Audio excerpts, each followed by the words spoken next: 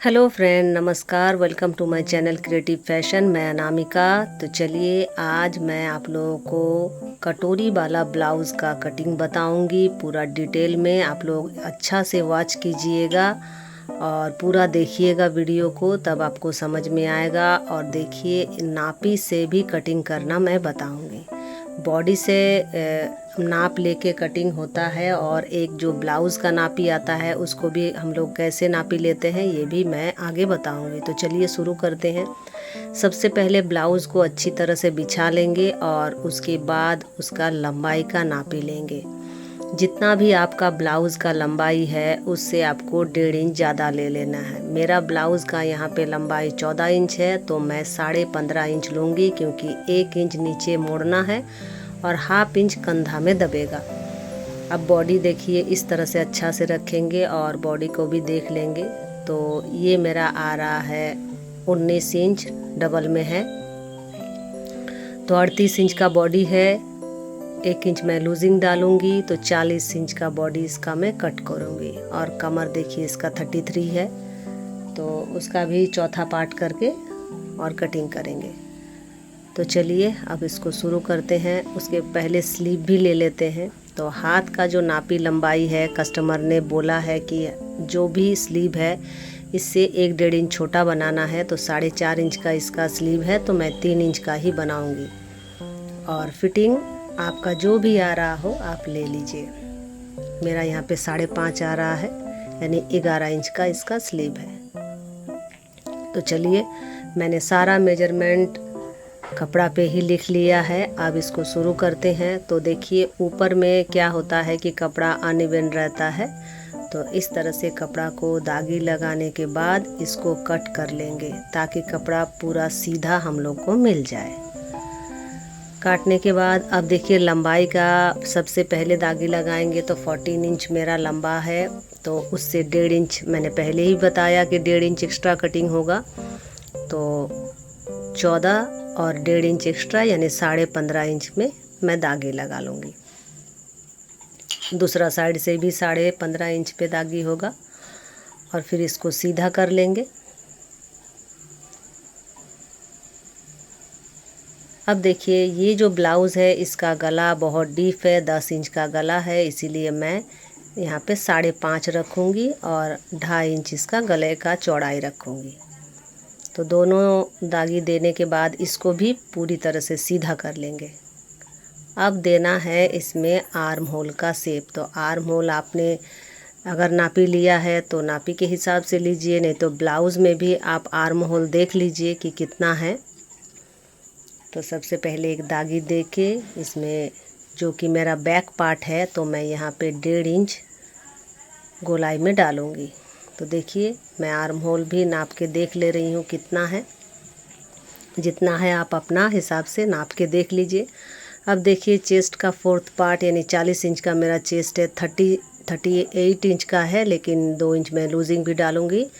तो 40 इंच का चेस्ट के हिसाब से मैं 10 इंच लगाऊंगी और 1.5 इंच का इसमें लूजिंग भी डालूंगी। नीचे भी मैं सीधा ही दागी लगा रही हूँ, क्योंकि बाद में इसमें पीछे का जो टेकिन डालना है वो डालने के बाद मैं फिटिंग देख लूँगी कि कितना है। उसके बाद देखिए, दागी को आगे खिसकाएंगे, क्योंकि यहीं से मुझे कमर का बेल्ट निकालना है। तो बेल्ट का आप जितना चौड़ाई, आप जितना ब्लाउज़ लंबा रहेगा उसी हिसाब से बेल्ट होता है। बॉडी का मेजरमेंट जहाँ बस्ट पॉइंट आता है उसके नीचे वाला अंडर बस्ट, उसके बाद आता है बेल्ट। तो बेल्ट का मेरा जो चौड़ाई है वो साइड से 3 इंच है और सामने से 1 इंच ज़्यादा यानी 4 इंच है। तो इस तरह से बेल्ट निकाल लेंगे। अब देखिए, साइड का पट्टी निकालने के लिए बॉडी का जो मेजरमेंट है उसको 3 पार्ट करेंगे। मेरा जैसे 10 इंच का है चौथा भाग, तो उसको 3 भागों में बांटेंगे। जो भी आ रहा है, 1 भाग साइड में रहेगा और 2 भाग बॉडी में जाएगा। तो मेरा जैसे 10 इंच है, तो उसको 3 भागों में हो जाएगा 3.33, तो 2 भाग अलग कर देंगे, यानी 6.5 या 6.75, और एक साइड में रहेगा 3.5। तो इसी तरह से बॉडी का शेप डाल लेंगे। जो साइड का जो पार्ट होता है वो 1 भाग रहता है, और बॉडी का जो पार्ट होता है वो 2 भागों में रहता है। तो देखिए गला का जो हिस्सा है 2.5 इंच छोड़ने के बाद इस तरह से मैंने उसको कटिंग कर लिया है। अब देखिए गला का जो हिस्सा है उसको छोड़ देना है, इस तरह से मोड़ के बिछा के रखूँगी तो मेरा साइड का आर्म होल भी निकल जाएगा। तो इस तरह से रखने के बाद मैंने देखा कि कपड़ा इधर से कम आ रहा है तो मुझे पार्ट को थोड़ा उधर घिसकाना होगा। तो देखिए 1 इंच सामने से मुझे लाना है, तो फिर से मैंने इसको ड्रॉ कर लिया है।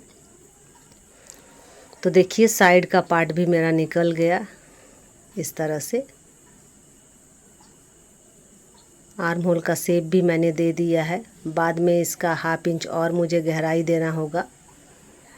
अब देखिए जो कटोरी का शेप है वो मुझे निकालना है, तो मैं नापी से ही आज कटोरी आप लोगों को बताऊंगी कि कैसे निकालना है। ऐसे तो कटोरी का मेरे पास फरमा है, लेकिन आज मैं उसका यूज़ नहीं करूंगी। तो देखिए इस तरह से कटोरी को रख लेंगे और पूरा उसका जो शेप है वो दे देंगे। अब देखिए नीचे का शेप ठीक करने के बाद कटोरी का जो चौड़ाई है उसको देखना है। 2.5 इंच का मेरा गला है, बैक का भी और फ्रंट का भी, तो मैं गला फ्रंट का 3 इंच रखूँगी क्योंकि 1/2 इंच सिलाई में जाएगा।